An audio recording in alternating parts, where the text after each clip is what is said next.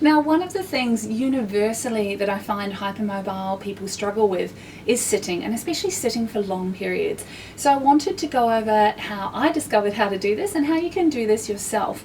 It is something that takes a little bit of practice, but I also have an immediate solution as well. So when I first started as a physio, I was sitting on a wheelie stool, and I thought, well, I'm a physio, I have to sit up and have good posture. And my back would be in so much pain at the end of the day because I was over recruiting all of those big back muscles to try and hold myself in place. I would give anything for a massage at the end of every day. And then over time, I started getting frustrated because I realized that some of my clients never got back pain. And I wanted to understand why they didn't even have to think about it, where it was such a challenge for me. So what I discovered is that there's actually a hack to being able to sit well without overloading all of those big stabilizing muscles. And I'm going to show you the complete version and then how you can address it today. So if I'm sitting, if I slump this way, I'm going to be loading through these muscles.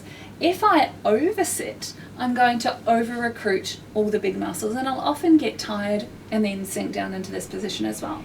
However, if I sit up from the tailbone and I actually find the deepest layer of baby back muscles, I can then rest my upper body, and this can stay quite nice and fluid and relaxed, and I can sit in this position for an extended period of time. It took me about 3 weeks to find my perfect position, and you can tell when you've achieved it because the big back muscles will actually be soft in that position.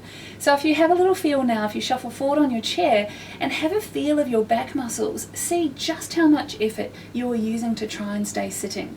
If those back muscles are gripping on just to hold you in sitting, you won't last anything longer than about 30 seconds in that position.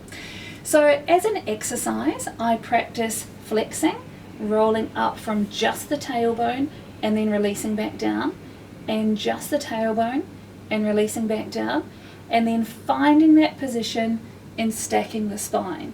This may take time, and I also teach our tucks and tilt sequence, which we'll provide a link to really help people find those deep stabilizing muscles. Now, this usually takes a while until you can actually work in this position. So we're going to discuss how to actually sit in your chair until you master that. What I want you to do is to sit backwards in the chair, shuffle right back, and then actually lean back in the chair. Now have a little feel around into your back. You want to find a point where you've got a tiny tilt forward of the pelvis, but you can relax the upper back in the chair. So you're actually using gravity to hold yourself in the chair. Without that, you'll tend to slump forward and flatten out the low back. So it's a little bit of an anterior tilt, lean back in the chair, and then your head is actually at a much better position for sitting up for your work. So even in a conference chair, shuffle back into the chair, make sure that your bottom's almost all the way to the back. A tiny tilt forward, relax back in the chair. Then reach your hands around and feel for how much tone is in those big stabilizing back muscles.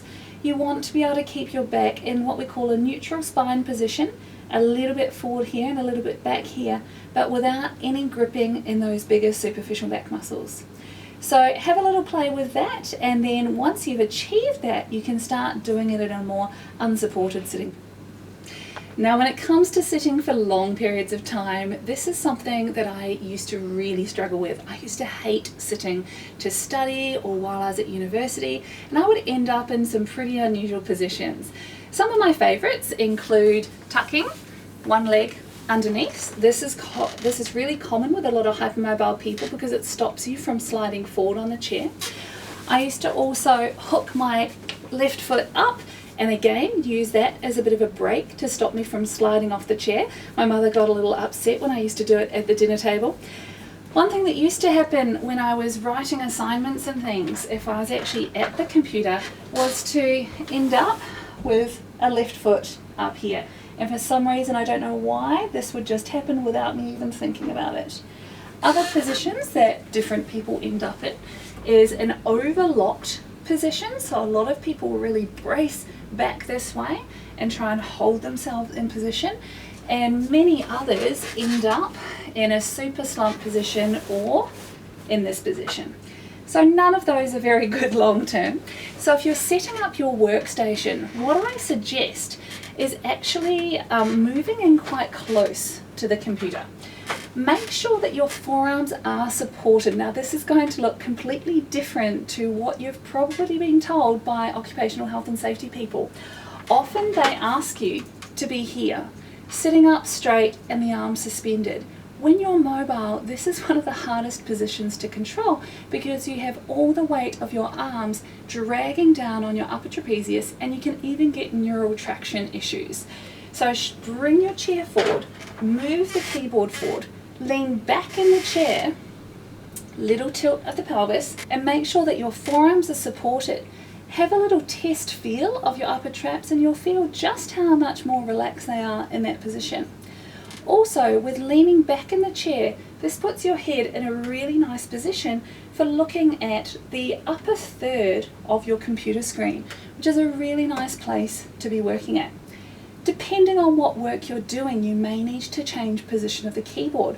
If it's mainly text-based, make sure that this is placed in front of you. If it's more numbers-based, make sure that the keyboard is shifted a little off to the left. And if you're mainly using your mouse, then make sure that the keyboard is a little bit off so you don't have to reach out with that mouse off to the side. So when you get home, have a little bit of an adjust of your chair and your workstation. Keep your arms supported, and that should give you a lot less pain through the upper back and neck when you're working for long periods.